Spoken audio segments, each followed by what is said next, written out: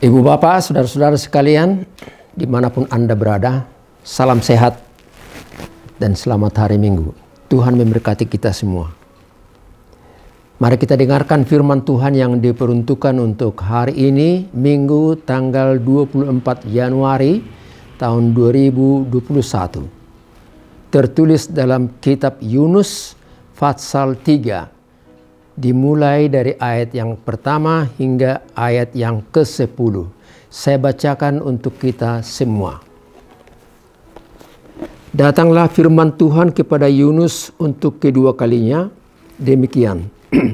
Bangunlah, pergilah ke Ninive, kota yang besar itu, dan sampaikanlah kepadanya seruan yang kufirmankan kepadamu.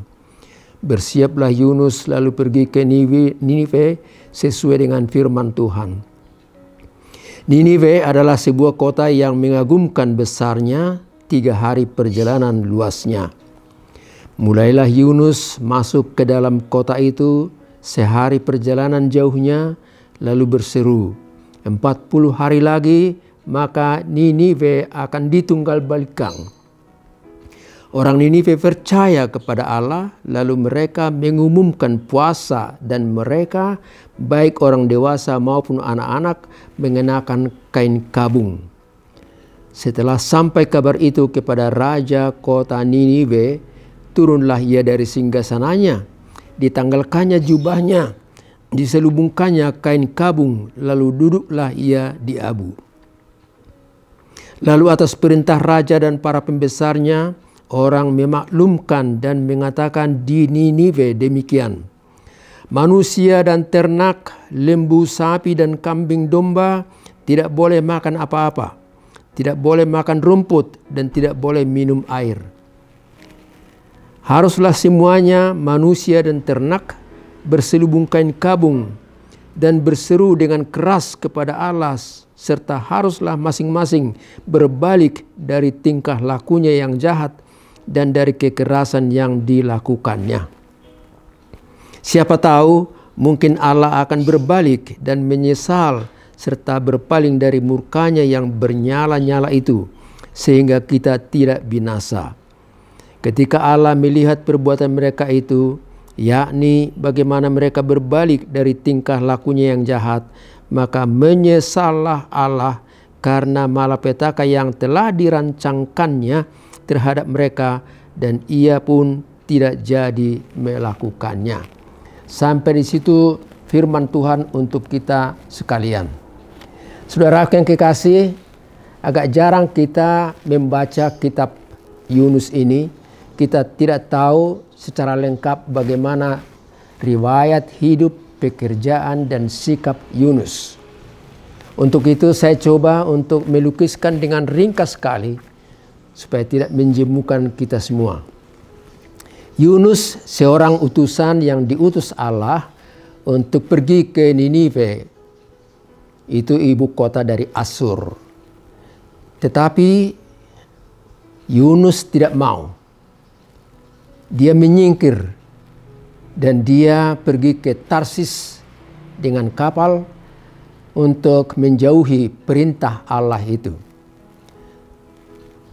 Di dalam perjalanannya di kapal itu, gelombang besar muncul dan tiba-tiba mereka akan ditenggelamkan oleh ombak itu. Barang-barang dari kapal itu dilempar keluar ke laut, dan akhirnya juga karena ancaman terus berjalan, maka mereka berunding bagaimana kita untuk seterusnya. Dan akhirnya mereka simpulkan bahwa Yunus pun harus dibuang ke laut. Dan jadilah seperti itu. Tapi dalam peristiwa itu Tuhan maha baik. Dia menyuruh ikan besar atau ikan raya untuk menelan Yunus. Dan Yunus berada dalam perut ikan raya itu selama 3 hari 3 malam. Kemudian dia dimuntahkan ke darat. Dia hidup, selamat, dan bersuka cita.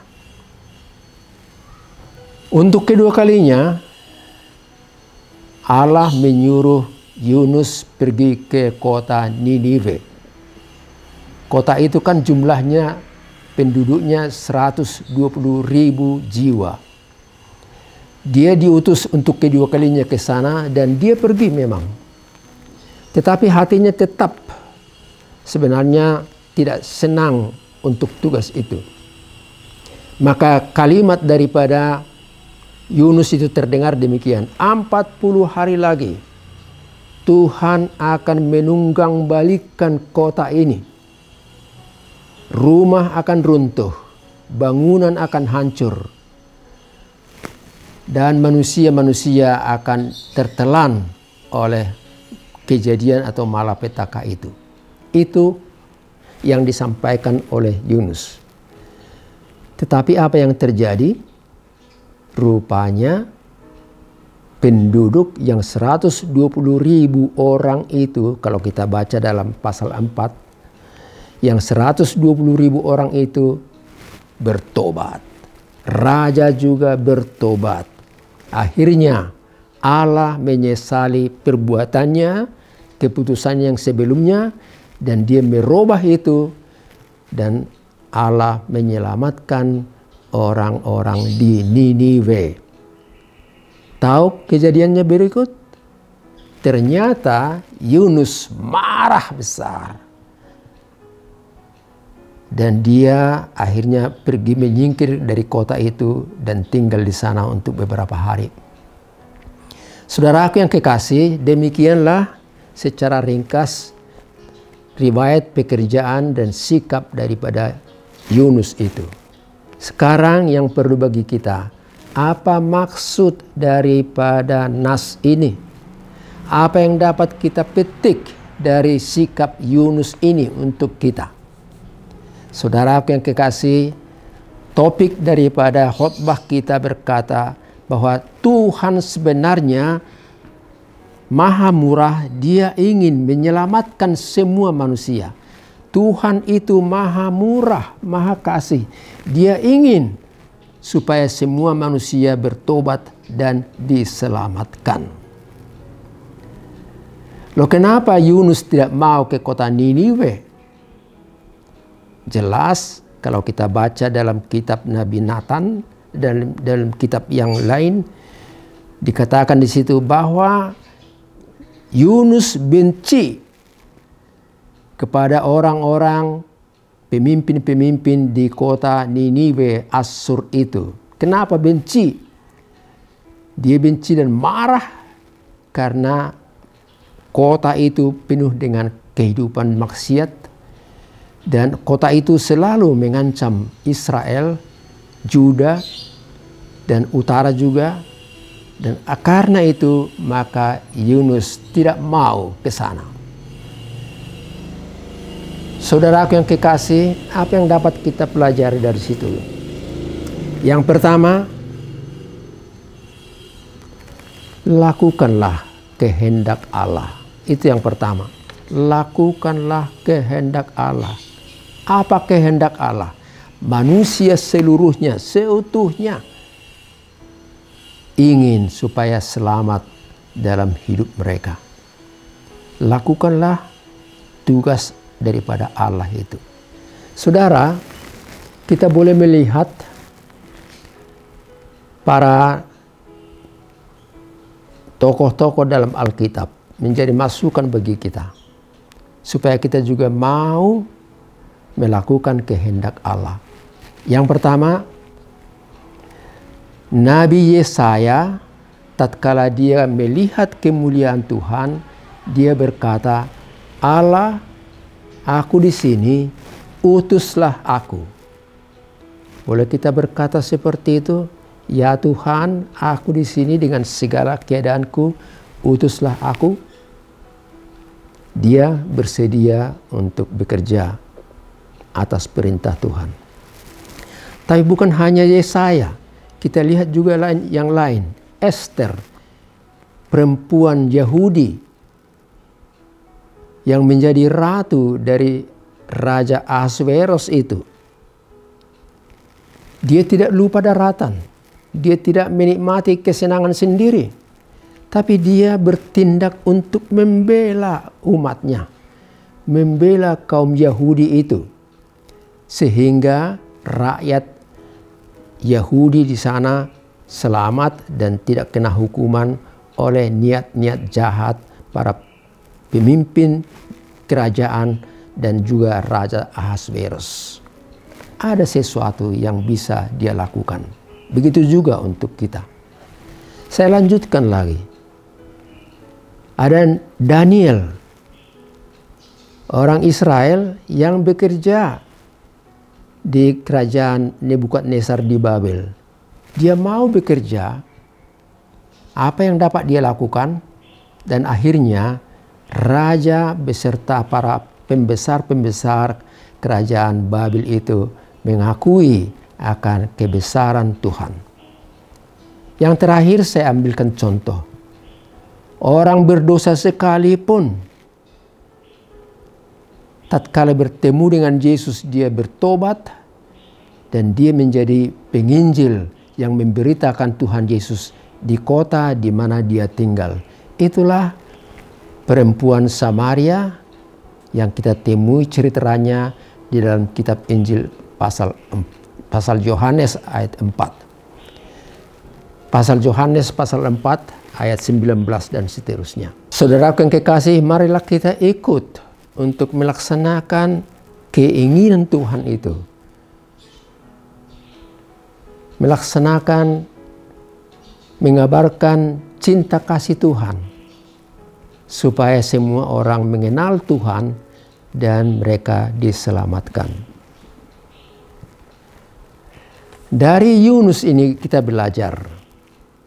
Supaya kita jangan benci kepada seseorang, orang per orang, ataupun bangsa lain, ataupun suku lain, ataupun yang beragama lain. Jangan dibenci. Tapi harus bergaul dengan mereka, bersahabat dengan mereka, memberitakan berita keselamatan dari Tuhan. Itu tugas kita pada tahun ini, pada era yang modern ini. Menginjili orang, bukan mengkristenkan, bukan. Tapi memberitakan bahwa ada Tuhan yang maha murah dan maha pengasih. Senang kalau setiap orang berubah sikapnya, bertobat dalam hidupnya. Saudara, karena itu beritakan keselamatan itu kepada orang lain. Saya pernah membaca satu kata atau kalimat pendek dari chassis truk yang bunyinya demikian. Tangismu, senyumku.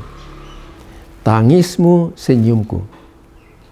Rupanya si penulis itu menunjukkan bahwa yang dia benci atau seseorang itu saat-saat menderita dan menangis, justru dia senang.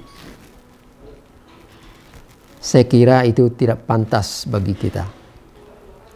Kita ingin untuk menyapa setiap orang, menunjukkan perilaku yang baik, dan kita mau menunjukkan bahwa Allah Maha Kuasa dan Maha Baik, dan kita senang kalau seseorang itu berubah dari sikapnya semula.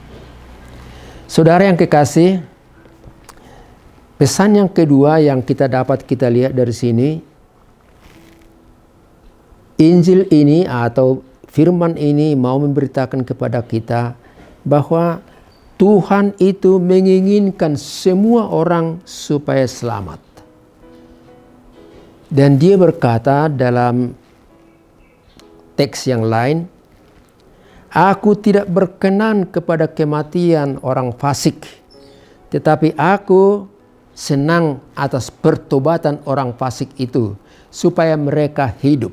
Aku tidak senang atas kematian orang fasik, tapi aku senang dan bergembira bila dia bertobat dan memperoleh kehidupan yang baik. Itu dikatakan dalam kitab Nabi Hesekiel pasal 33 ayat 11. Dan di firman lain juga digambarkan kepada kita dalam Mazmur pasal 103 ayat 13. Seperti Bapa sayang kepada anaknya di dunia ini, seperti Bapa itu sayang kepada anaknya di dunia ini, demikian aku sayang kepada semua orang yang takut akan Daku, yang hormat akan aku, yang melakukan kehendakku, yang mau bertobat menurut kehendakku. Saudara, kalau Tuhan menginginkan hal seperti itu, marilah kita melaksanakannya dalam hidup kita sekarang ini di bumi ini. Yang terakhir, yang ketiga, dari kitab Yunus ini kita mendapat gambaran bahwa semua warga kota itu, yang 120.000 orang itu, termasuk raja, bahkan hewan piaraan mereka juga, manusia-manusia di kota Niniwe itu bertobat. Tobat itu artinya apa? Ada 3 hal di situ yang penting. Kalau kita baca Injil Lukas pasal 15 tentang anak yang hilang, ada 3 fase di situ. Yang pertama, tobat itu dimulai bila seseorang sadar atau menyadari keadaannya, di mana dia berada, dalam situasi apa dia berada. Seperti anak yang hilang itu berkata, "Matilah aku di sini, tidak ada makanan, uang sudah habis." Dia menyadari keadaannya.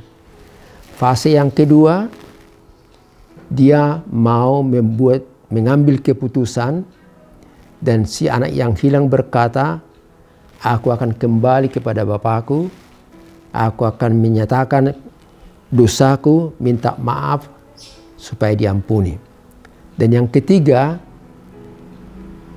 dia melaksanakan keputusan yang dia ambil. Tidak hanya dalam hatinya merasa menyesal, tapi dia melaksanakan apa yang telah dia putuskan. Dia kembali, ini cerita anak yang hilang, dia kembali putar arah, balik arah, ketemu dengan bapaknya, dan ternyata dia diterima. Bahkan diadakan pesta besar menyambut dia. Diberi pakaian yang baru, jubah yang baru, cincin dan sepatu yang baru, menandakan bahwa dia sah diterima sebagai anak pewaris daripada rumah bapak itu. Sayangnya anak yang sulung itu marah-marah. Mirip dengan Yunus, tatkala orang-orang di Niniwe itu bertobat, Yunus justru marah. Karena berkata, "Kenapa tidak dihukum? Si anak yang hilang tadi juga sudah kembali, kenapa dia tidak dihukum?" Saudara yang kekasih, oleh karena itu Tuhan meminta supaya kita melakukan pertobatan. Dan siapa yang bertobat, malaikat di sorga senang luar biasa. Itu Tuhan Yesus katakan dalam kitab Injil tadi. Saudara, marilah nyatakan kebesaran Tuhan dalam hidupmu di sini. Kita harus membawa berita pada dunia dalam gelap tentang kebenaran dan kasih dan damai yang menetap dan damai yang menetap. Itulah tugas kita untuk sekarang ini. Saudaraku yang kekasih, memberitakan kasih dan damai sejahtera itu memberitakan bahwa Allah senang atas pertobatan setiap orang. Itu bukan berarti Anda harus menjadi seorang penetua dengan jubahnya, dengan pakaian pelayanannya. Anda tidak perlu menjadi seorang evangelis, apalagi tidak perlu menjadi seorang pendeta. Kalau Anda mau pendeta, ya syukur. Tapi tidak perlu, tidak harus menjadi pendeta supaya menjadi pemberita kasih, karunia, dan damai sejahtera Allah. Dari pekerjaan Anda, dimanapun Anda bekerja, entah di kantor, di perusahaan, di rumah, dan di tempat-tempat tugas yang lain, Anda bila melaksanakan tugasmu dengan baik di situ, maka Anda menjadi pelayan Tuhan.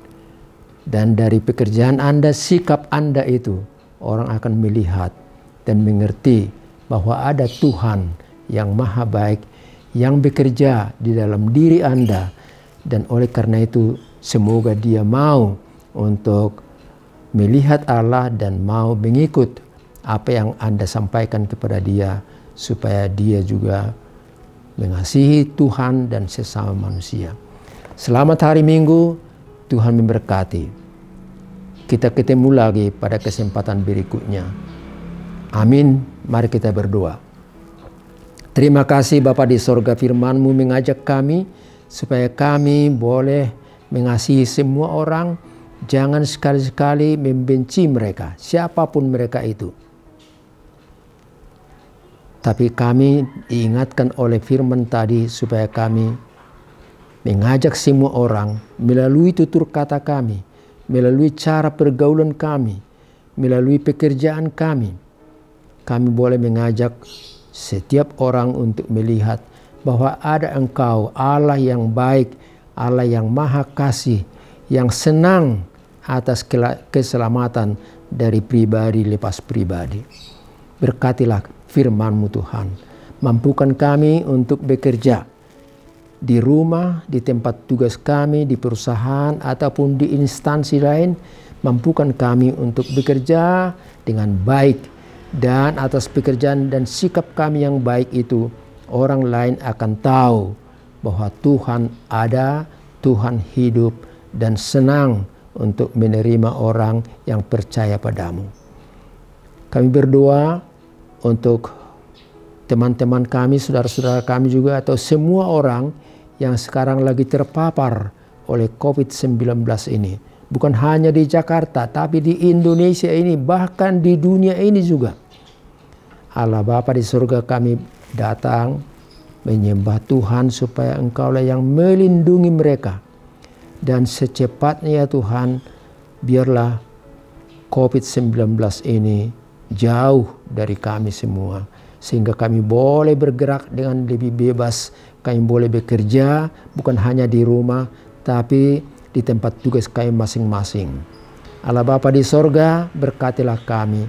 Pemerintah kami, gereja-gereja-Mu juga, Tuhan berkatilah. Dan biarlah melalui doa-doa ini terjadilah sesuatu mukjizat, perubahan yang memberikan sukacita kepada kami semua dan orang lain di dunia ini. Terpujilah nama-Mu Tuhan di dalam Kristus Yesus, Tuhan dan penebus kami yang hidup. Amin.